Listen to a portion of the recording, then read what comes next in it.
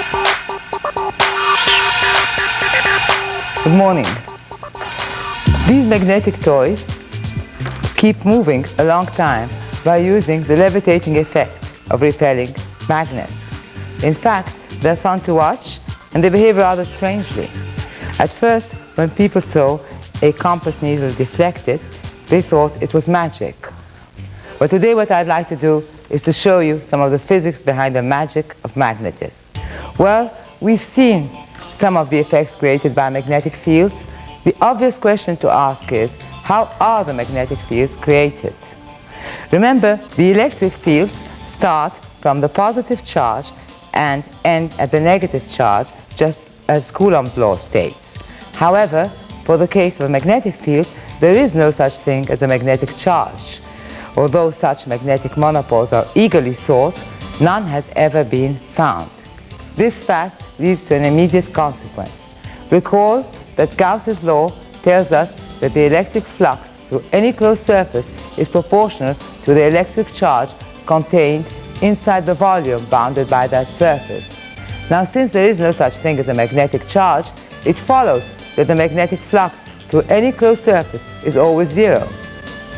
Well, another way to look at this is to look at the geometry of the field lines.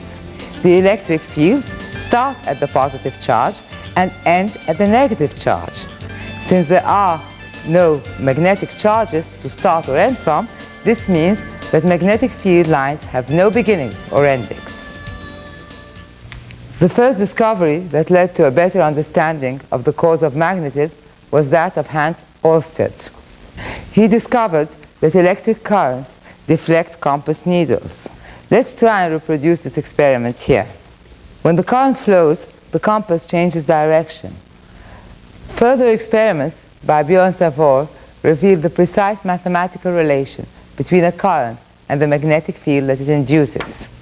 This expression, the Biot-Savart law, has the following somewhat formidable form.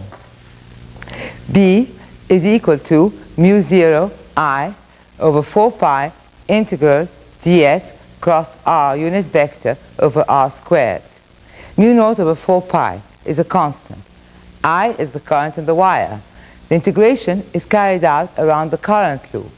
The vector ds is a differential line element tangent to the curve, and r is the vector from the point of integration to the place where the field is being measured. B is a vector and denotes the magnetic field at a given point in space. If we look at this equation, we can deduce several important properties about the induced magnetic field. First, the magnetic field is proportional to the current flowing in the loop. Second, the magnetic field for a small piece of current falls off as the inverse square of the distance, just like the electric field given by Coulomb's law. However, the direction of the electric and magnetic fields are quite different. The electric field due to a point charge is radial. On the other hand, the magnetic field due to a current element is perpendicular to both ds, that is the wire, and r, because of the vector product inside the integrand. One simple case that we can examine is the magnetic field of a long straight wire carrying current. If we measure the magnetic field at a distance r from the wire, its magnitude is given by the approximate expression B equals mu times I over 2 pi times r.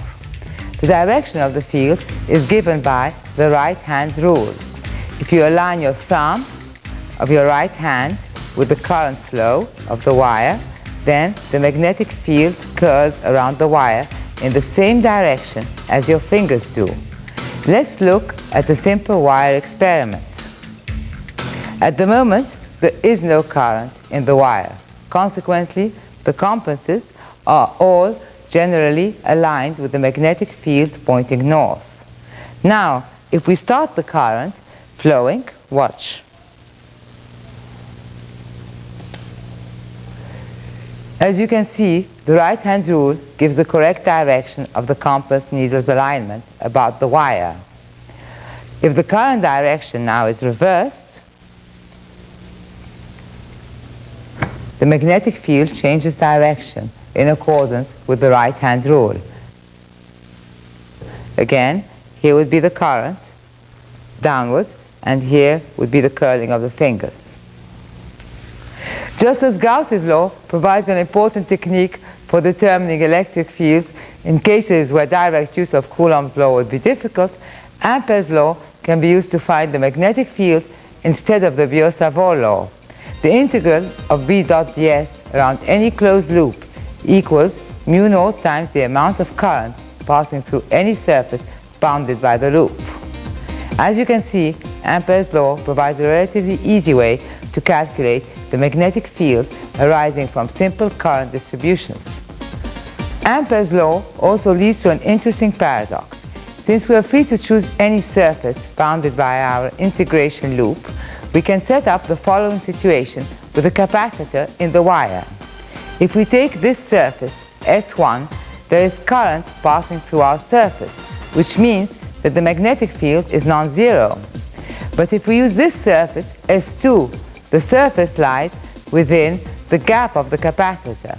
Thus the wire does not pass through the surface, and there is no current passing through the surface. Since the amount of current passing through either surface, as you well know, determines the magnetic field, we find the magnetic field to be both zero in one case and non-zero in the other. This paradox was resolved by Maxwell, who noticed that an extra term in Ampere's law would alleviate this problem. Maxwell realized that if a constant current were flowing, then charge would build up on the capacitor plates, and the electric field between the plates increases linearly. He recognized that the flux of the electric field through our surface is also a linear function of time. Hence the time derivative of the flux is a constant, just like the missing current in Ampere's law. Defining the displacement current ID to be equal to epsilon naught times the time derivative of the electric flux, Maxwell found the displacement current in the capacitor gap is equal to the conduction current in the wires connected to the capacitor. Hence, we can rewrite a modified form of Ampere's law to include this displacement current. So now we include here the displacement current, and this becomes Maxwell's equation. We see that with the addition of this displacement current, this eliminates our paradox.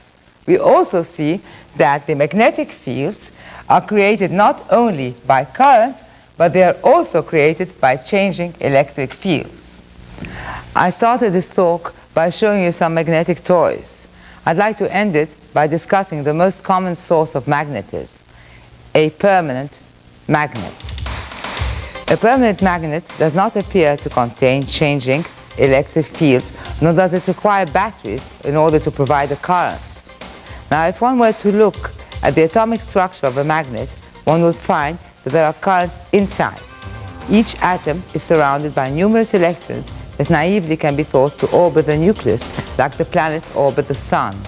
The circular path of the electron is equivalent to a small loop of wire carrying a tiny current. Also, there is another contribution to the magnetic field due to an intrinsic property called spin, which gives every electron its own magnetic field. In some materials, for each clockwise moving electron, there is one moving counterclockwise, so the material is not magnetic. The electrons in iron, for example, do not completely cancel each other, and each atom acts like a tiny bar magnet. The atoms group into various regions in which the magnetic fields of the atoms are aligned in the same direction. These are called ferromagnetic domains. In unmagnetized iron, neighboring domains have different orientations, and the contribution to the magnetic field cancels out. On the other hand, in magnetized iron, the domains are all aligned in the same direction. Consequently, the magnetic fields add up constructively, and you have a magnet.